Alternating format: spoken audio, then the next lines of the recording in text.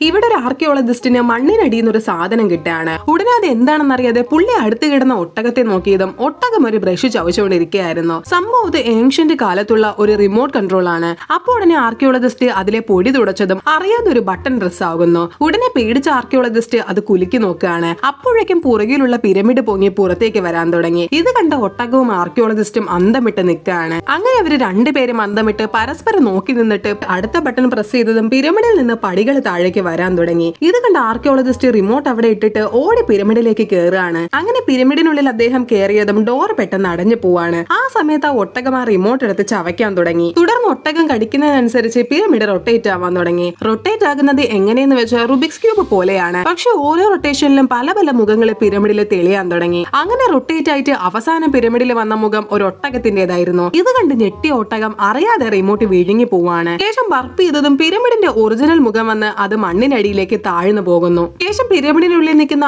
ആർക്കിയോളജിസ്റ്റിനെ അതിന്റെ ഉള്ളിൽ നിന്ന് പുറത്തേക്ക് വലിച്ചെറിയാണ്. അപ്പൊ ആർക്കിയോളജിസ്റ്റിന്റെ വലിയൊരു കണ്ടുപിടുത്തത്തെ ഒട്ടകം പൊളിച്ച് കൈ കൊടുക്കുകയാണ്.